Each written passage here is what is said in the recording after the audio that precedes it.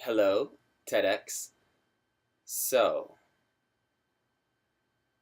I'm really excited about this, I have to say. I'm really I'm so excited about this. My TEDx talk, as I imagine myself waltzing onto that stage, is going to be about suffering and the vital role it played in shaping my life for the better, actually, contrary to what I feel many people would believe to be the case. Uh, I can remember in high school, senior year, the question was proposed by my parents: what are you going to do with your life? And, it's a natural question at that time of a son's or child's life. High school is ending, new chapters are opening, college is approaching, decisions, steps are going to be taken. So the natural idea of taking direction, making a direction for yourself, I don't know, seems very logical. But I can remember slumping over my kitchen counter, my mom behind the counter, and, she's asking the question, what do you want to do with your life? And I would sit and ponder in complete defeat. What's the purpose of life? What's the point of life? It's so fleeting. I'm so insignificant in the grand scheme of things. What does it matter? Looking back with clarity, um, I think what I was asking was, what's possible for me? Who can I be to achieve something? Who am I? Am I valuable? Am I worthy enough? Am I capable enough to achieve something worth achieving?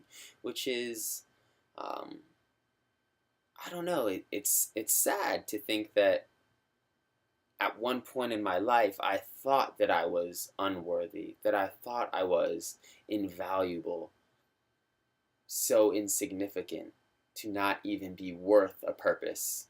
And in a sea, like, the beautiful thing is that life is it's vast, it's limitless. Like, there's boundless potential in any direction we choose to go.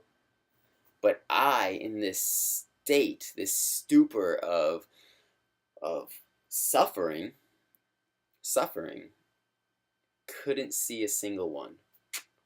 Um, so my mother would answer my question to the definition of life throughout the weeks, throughout the months, and she would say life is love, life is work, life is life. And I could relate to all of those on, like, philosophical or emotional or, I don't know, inspirational levels. But over the years, another definition of life popped up, and it was life is suffering. And this one, as opposed to all the others, I could not relate to. I would not relate to. I refuse to believe that life in all its abundance and all its beauty and all its glory and all its potential could be confined to one word, let alone that word be suffering. Suffering is horrible. Suffering is pain. Suffering is like, it rips you apart and then leaves you on the ground. Why? How could anyone believe that life would be such a thing? And that's the trick. At least the trick I found. And it was that, there is this level of suffering that's very bold, that's very obvious.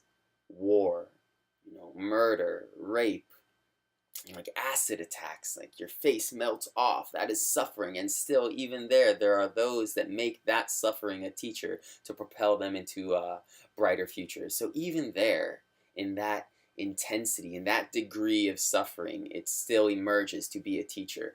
But the suffering I was dealing with was a very mild suffering, an elusive suffering that kind of rippled underneath every thought that I would have, especially when I was confronted with my image, with my reflection. Like in the mirror, every opportunity I would get to look at myself, I wouldn't look at myself. I would scan myself and make sure I was aware of every fault that I had, physically, emotionally, like career, my objectives, my dreams, what I could, and more importantly, what I couldn't or wouldn't do. Like I was just making sure I was aware, that I was certain of my faults, every crack in the armor, and for a good cause. And I think this is a big reason why it goes unnoticed, is because it's hidden in the cause of perfection. It's hidden in the cause of bettering ourselves. So I stayed with it loyally for years, until one day, looking at myself in the mirror and through this journey of like self-empowerment that I won't go into, I just became aware of that voice. And this is what my talk is really about, is how suffering, redefining suffering, not from this blatant bold tragedies, from the blatant bold tragedies of like obvious suffering, but these mild currents of suffering, how when we can recognize that and we recognize it in ourselves, it immediately creates a path to liberation. And that it's through that suffering that we can achieve something better for ourselves. It's through acknowledging that suffering, like there cannot be light without darkness. And if there is darkness, the darkness of like ignorance, the darkness of staying in my self-loathing, once I see that darkness, I logically see the light. So suffering led me to who I am. It led me to a connection with others, and it led me to what was possible, the limits of my world, and showed me how to go beyond them into purpose. Suffering showed that suffering, that mild like undercurrent of suffering, showed me who I am by showing me the quality of relationship I had with myself and how much it hurt. And it hurt because I wasn't in alignment with like my true nature, which was, that life is love, life is joy, life is possibility. And it hurts to suffer, it hurts to hurt yourself, because that isn't in alignment with what I am, which is capability, which is greatness, that I, as all of us are giants. And if we allow our thoughts to hold us down, despite how small they are, which I think of like Gulliver's Travel, we'll stay down. And until we see those thoughts, we can't stand up.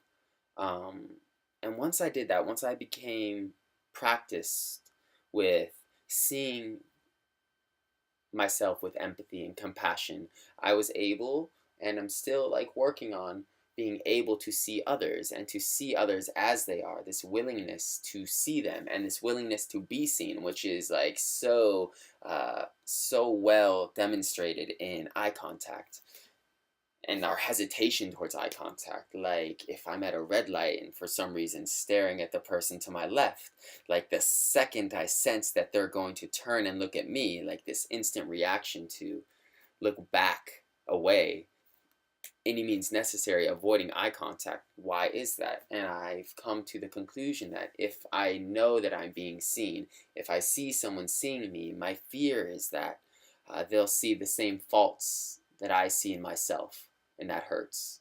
It all goes back to hurt, to suffering, and I wouldn't do that. So I'll choose to avoid and look away.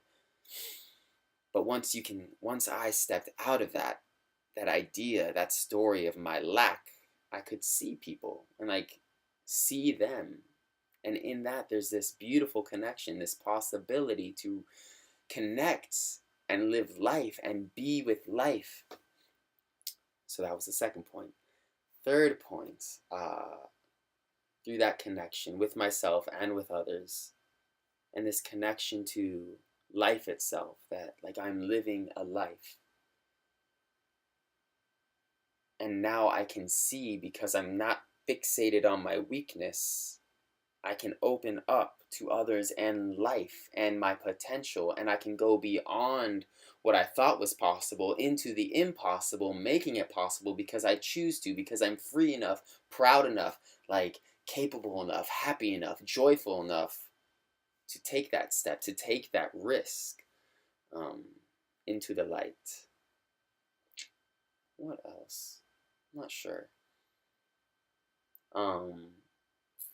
Oh yeah, and at the end, I have the idea of connecting it to technology and how in this age where high speed global connection is, first of all, like exponentially growing, exponentially becoming faster. Like we are more and more and more connected each second of the day. In an age where that is obviously happening, it would be a tragedy to leave the interpersonal, intrapersonal connections we have with ourselves and others, like as people, behind.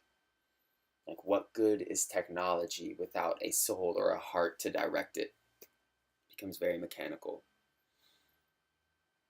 Um, and so, that idea of connection, redefining suffering as a lack of connection, and doing what we can to stay connected to ourselves and to others and to our futures and to the world.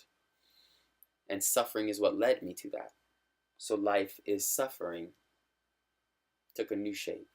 And at last, I feel, and especially going through this application, I really took the time to analyze what that means, and I can understand that interpretation of what life might just be.